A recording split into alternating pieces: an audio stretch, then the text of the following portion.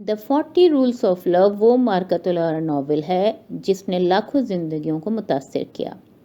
سال 2009 میں شائع ہونے والے اس ناول کی مصنفہ محترمہ ایلف شفق کا تعلق ترکی سے ہے۔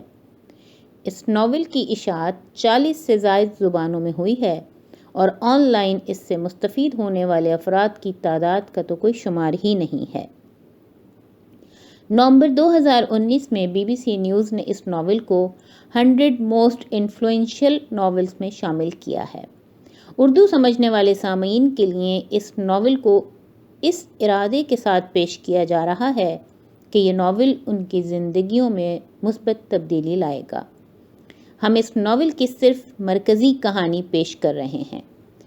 اس ناول میں 2 دریاؤں یعنی مولانا جلال الدین رومی اور صوفی درویش شمس تبریز کے ملنے اور ایک ہو کر حب الہی کے سمندر کی طرف بہنے کی عکاسی کی گئی ہے۔ یہ آڈیو سیریز محترمہ ہما انور کے ترجمے 40 چراغ عشق کے سے ماخوذ ہے۔ آواز خالدہ مرتضیٰ کی ہے۔ قسط نمبر 47 طالب علم حسام قونیہ فروری 1246 عیسوی۔ بے حد ہوشیار اور چوکس ہم سب کمرہ جماعت کے فرش پر بیٹھے تھے جب دروازہ کھلا اور شمس تبریز اندر داخل ہوئے۔ سبھی حیران رہ گئے۔ زیادہ تر اپنے شیخ سے ان کے متعلق اتنی بری اور بھونڈی باتیں سن رکھنے کے بعد انہیں بذات خود سامنے پا کر سب کی طرح میں بھی خود کو خوف سے سمٹنے سے روک نہ پایا۔ تاہم وہ پرسکون اور دوستانہ دکھائی دیے۔ ہم سب کو سلام کرنے کے بعد انہوں نے بتایا کہ وہ شیخ یاسین سے کوئی بات کرنے وہاں آئے تھے۔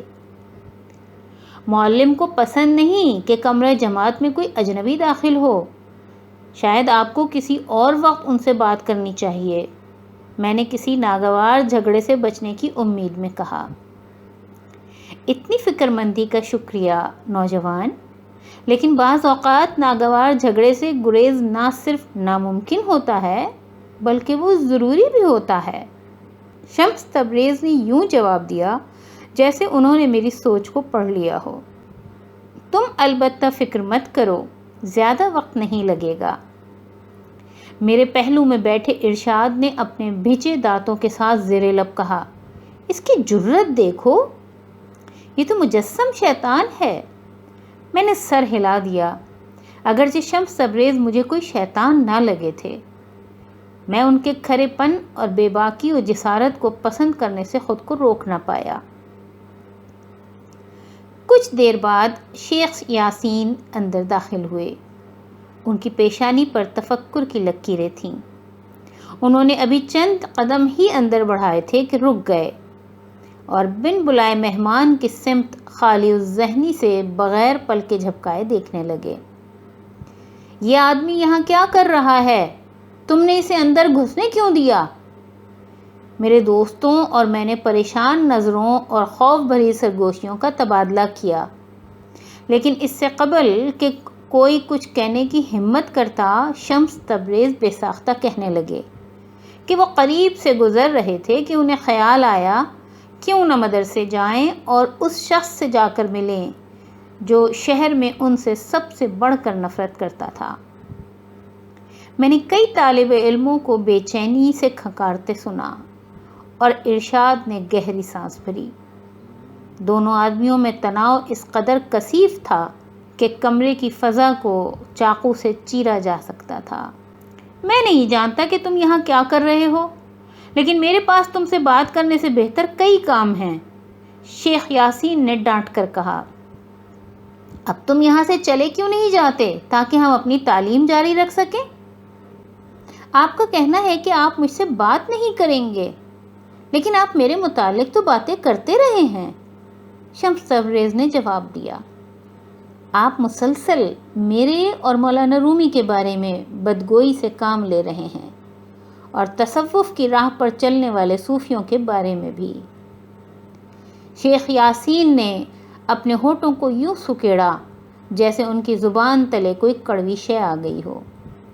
جیسا کہ میں کہہ چکا ہوں، مجھے تم سے کسی بارے میں کوئی بات نہیں کرنی۔ جو ضروری ہے وہ میں پہلے سے جانتا ہوں، میری اپنی ایک رائے ہے۔ شمس تبریز ایک تیز اور زہر خند نگاہ کے ساتھ ہماری جانب مڑے۔ بہت سی آراء اور کسی سوال کے بغیر ایک شخص، اس سلسلے میں کچھ بہت ہی غلط ہے۔ واقعی؟ شیخ یاسین نے قدرے جوش بھرے اور محظوظ لہجے میں کہا۔ پھر ہم ان طالب علموں سے کیوں نہیں پوچھتے کہ وہ کیا بننا چاہیں گے؟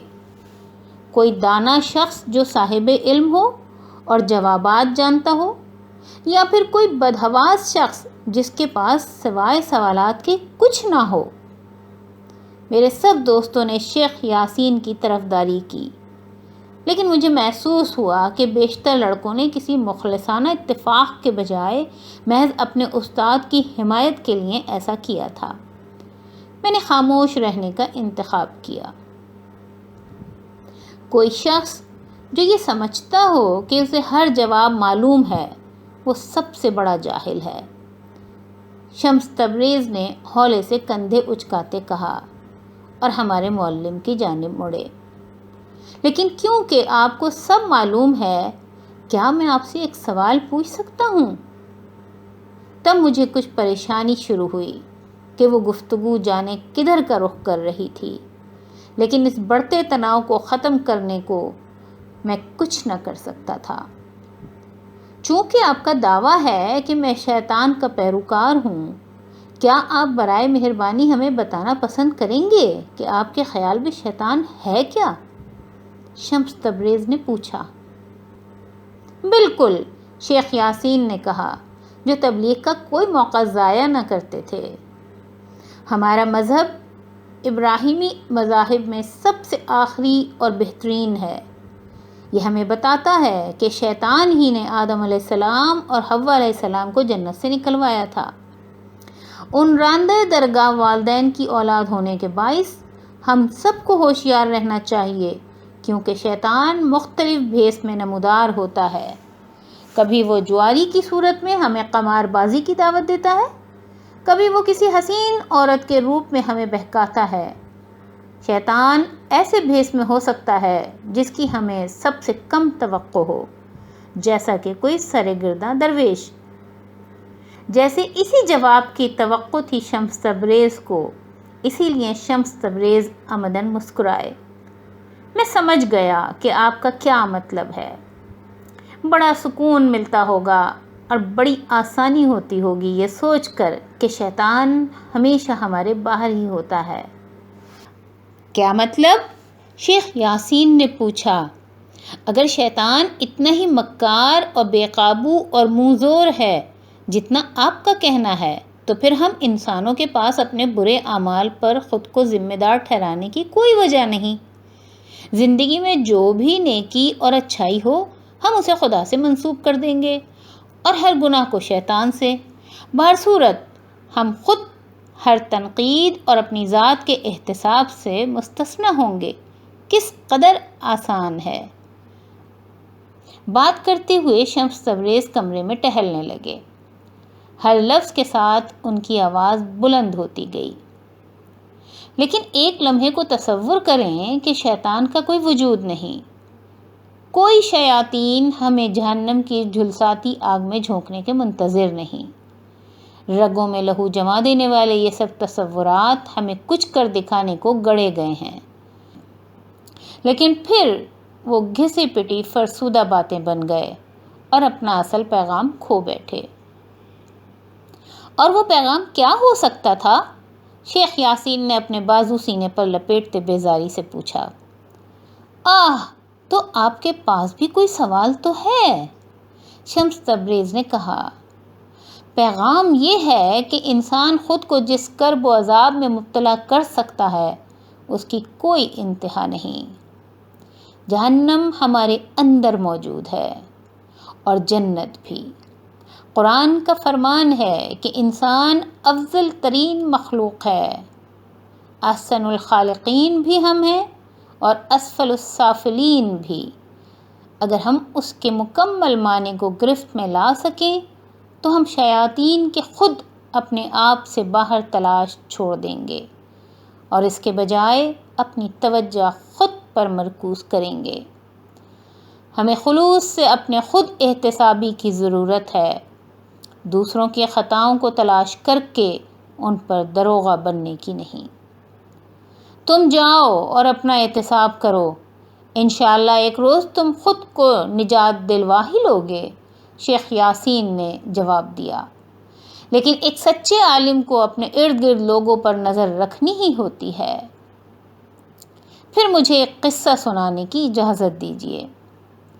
شمس تبریز نے ایسی تواضع سے کہا کہ ہمیں معلوم نہ ہو سکا کہ وہ سنجیدہ تھے یا مذاق کر رہے تھے، اور یہ تھا جو انہوں نے ہمیں سنایا۔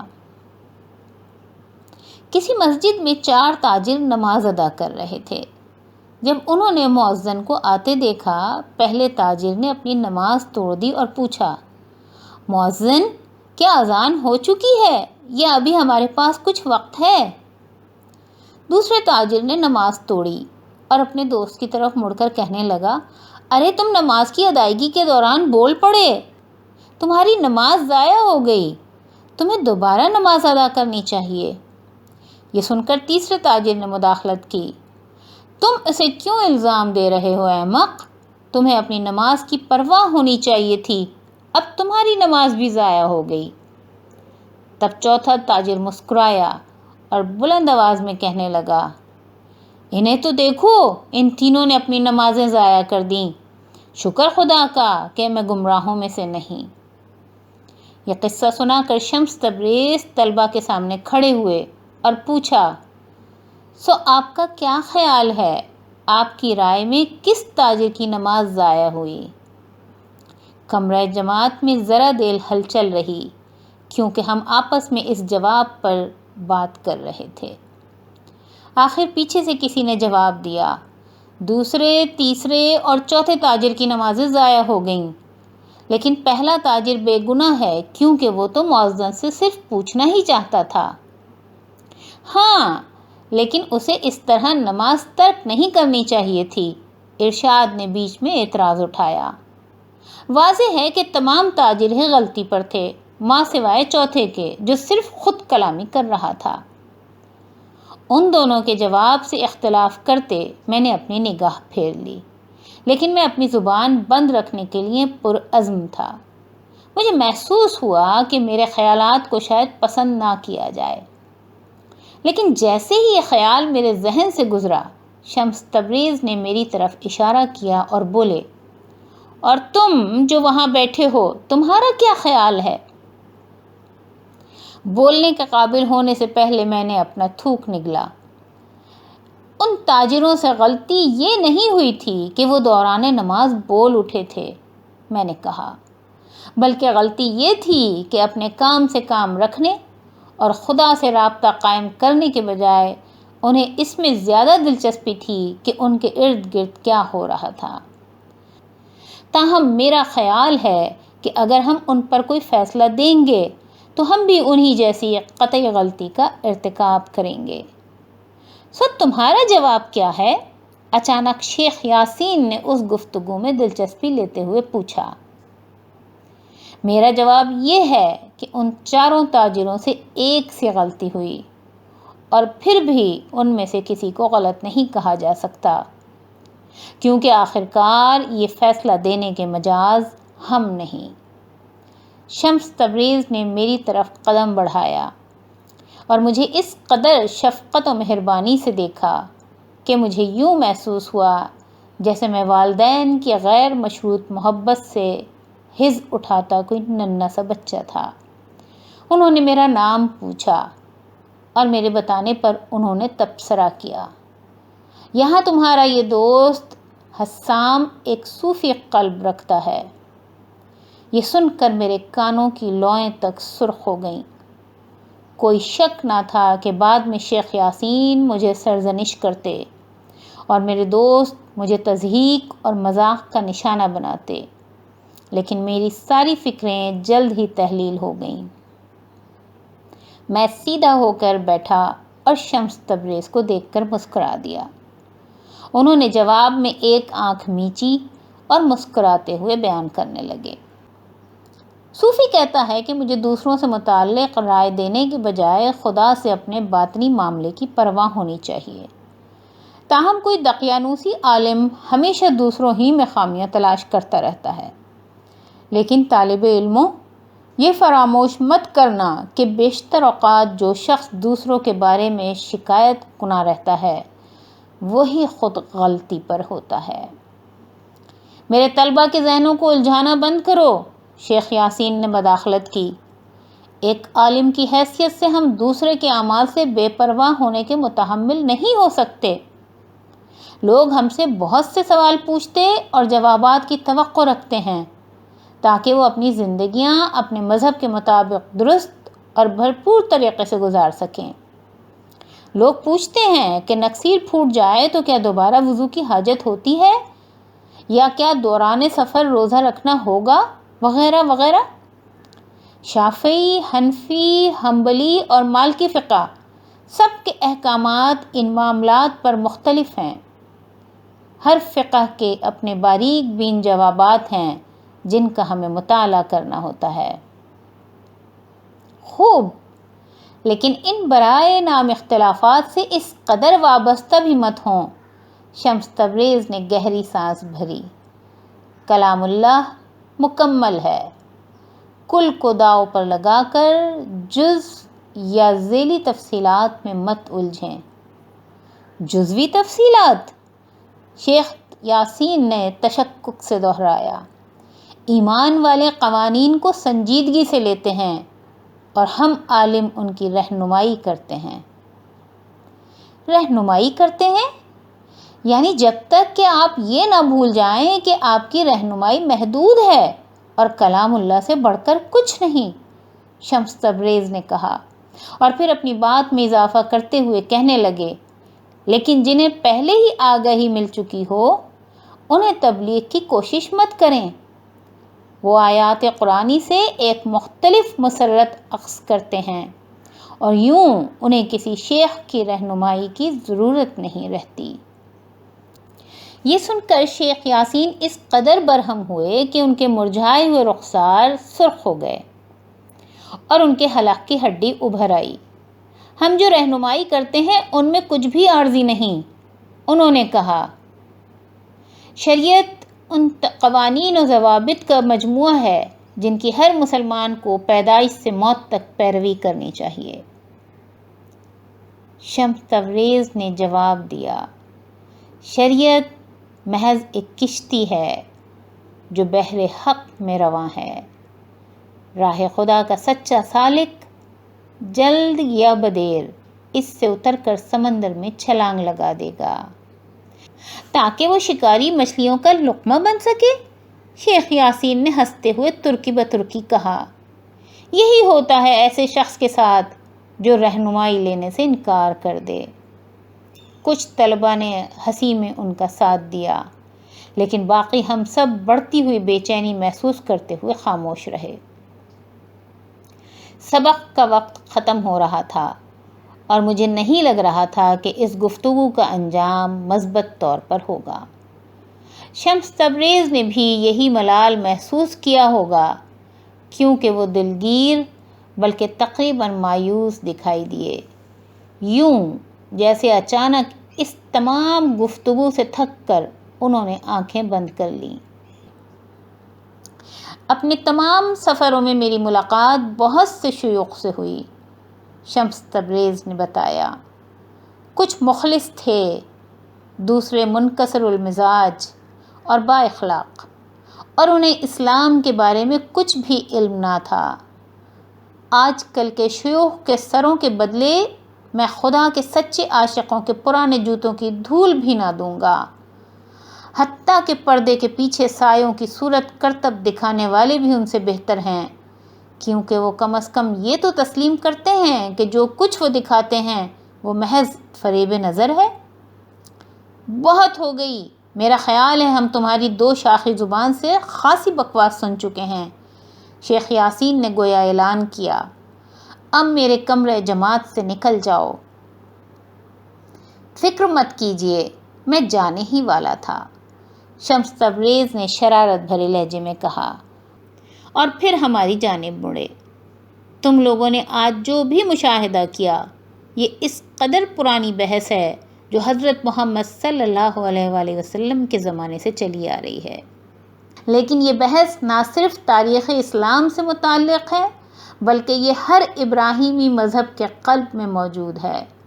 یہ عالم اور صوفی، ذہن اور دل کے درمیان نزاع ہے، تم سب اپنی مرضی سے انتخاب کرو۔ شمس تبریز نے ذرا توقف کیا کہ ہم ان کے الفاظ کو مکمل تاثر کے ساتھ محسوس کریں۔ میں نے خود پر جمی ان کی نگاہ محسوس کی اور یہ جیسے کسی کو شریک راز کرنے جیسا تھا۔ پھر انہوں نے مزید کہا، تمہارے معلم اور نہ ہی میں اس سے زیادہ علم رکھ سکتے ہیں جتنا اللہ تعالیٰ ہمیں جاننے کی اجازت دے۔ ہم سب اپنا اپنا کردار ادا کرتے ہیں، اگرچہ اہمیت صرف ایک بات کی ہے کہ وہ منکر جو روشنی دیکھنے سے انکار کر دے اس کے نابینا پن سے سورج کی آب و تاب ماند نہیں ہوتی۔ اس کے ساتھ شمس تبریز نے اپنا دایاں ہاتھ اپنے دل کے مقام پر رکھا اور ہم سب کو الوداع کہا، سمیت شیخ یاسین کے جو ایک طرف سنجیدہ اور بے حس سے کھڑے تھے۔ درویش نے باہر نکل کر اپنے عقب میں دروازہ بند کر دیا، ہمیں اس قدر گہری خاموشی میں چھوڑ کر کہ خاصی دیر تک ہم کوئی بات بھی نہ کر سکے۔ وہ ارشاد تھا جس نے مجھے اس بے خودی کے عالم سے باہر نکالا۔ میں نے دیکھا کہ وہ مجھے کچھ ناپسندیدگی سے گھور رہا تھا۔ تبھی تھا کہ مجھے ادراک ہوا کہ میرا دایاں ہاتھ میرے دل کے مقام پر رکھا تھا، اس سچائی کو سلام پیش کرتے ہوئے جسے ابھی ابھی اس دل نے پہچان لیا تھا۔